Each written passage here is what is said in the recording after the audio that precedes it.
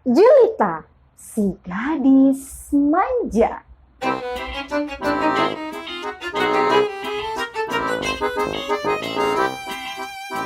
Siap laksanakan perintah. Ya, jangan lupa kamu ajak seluruh anak-anak yang ada di pengungsian, oke? Siap, baik tuanku, laksanakan. Ya, itulah Raja Kajib. Raja Kajib adalah raja yang terkenal sangat penyayang. Dia tidak hanya menyayangi keluarganya saja. Setiap minggu, Raja Kajib selalu memerintahkan kepada pengawalnya untuk mengumpulkan anak-anak. Anak-anak ini nantinya akan diundang ke istana untuk makan bersama sang raja. Wah, senang sekali ya. Lalu berangkatlah si pengawal. Tentu saja si pengawal ini tidak berangkat sendirian. Ada hulu balang yang menemaninya mendatangi rumah-rumah penduduk. Setiba di sana, hulu balang dan pengawal akan mengabarkan kepada orang tua agar anak-anak mereka datang ke istana memenuhi undangan sang raja. Tidak terasa, waktu pesta semakin dekat. Kesibukan di dapur mulai terasa. Istri Raja Kajib mengawasi setiap juru masak. Ada yang membuat kue lapis, ada yang memotong-motong daging, dan ada yang mengupas buah-buahan. Semuanya bekerja dengan penuh kegembiraan.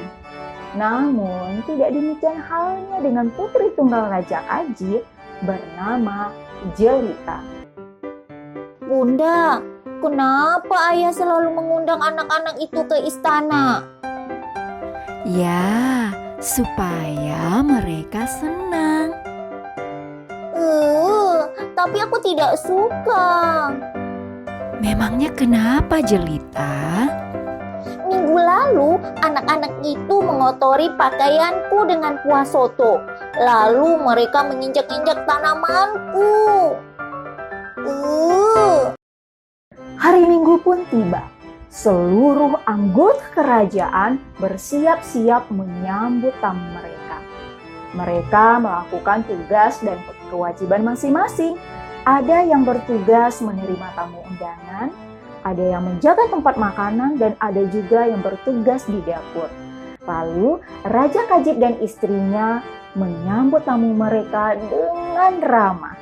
Raja Kajib tidak mempedulikan siapa dari mana mereka berasal. Bahkan, Raja Kajib juga tidak enggan mengambilkan piring untuk seorang anak kecil. Wah, Raja Kajib ini baik sekali ya. Namun, di manakah si Jelita? Kenapa dia tidak terlihat sama sekali? Rupanya, Jelita ini asik saja menonton televisi dan enggan beranjak. Lalu, Raja Kajib menghampiri putrinya. Jelita, ayo nak, disapa seluruh teman-temannya yang ada di sini. Lalu, dengan berjalan ogah-ogahan, Jelita pun beranjak dari tempat duduknya. Tiba-tiba, ia mendengar seperti suara benda jatuh. Bah! Semua orang yang ada di istana terkejut mendengarnya. Lalu, berlarilah Jelita ke pojok ruangan. Setiba di sana, Jelita melihat boneka porselin bermata biru kesayangannya terjatuh oleh anak-anak dan kakinya pun retak. Jelita kaget dan ia pun menangis. Ayah, ini gara-gara mereka. Tidak, mereka sengaja menjatuhkan barang-barang kesayanganku. Aku tidak mau lagi ada anak-anak ini di istana.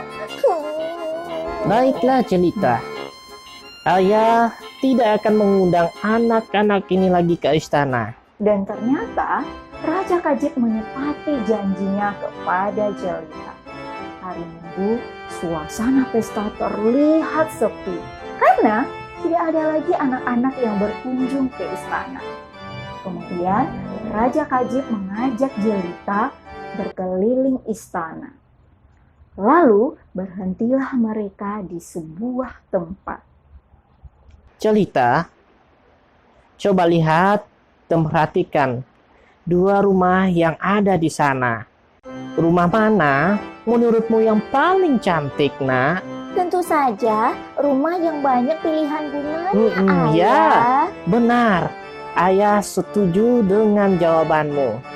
Rumah yang pertama memang cantik karena dikelilingi oleh bunga melati, tapi rumah di sebelahnya lebih menawan hati karena dikelilingi oleh banyak sekali bunga yang berwarna-warni, Jelita. Sama halnya dengan yang terjadi dengan minggu kemarin. Maksud Ayah, Jelita tidak paham. Jelita, kamu harus tahu bahwa setiap anak itu berbeda-beda ya. Dan kita harus berteman juga, oke? Tapi Ayah, perbuatan mereka selalu membuat Jelita kesal.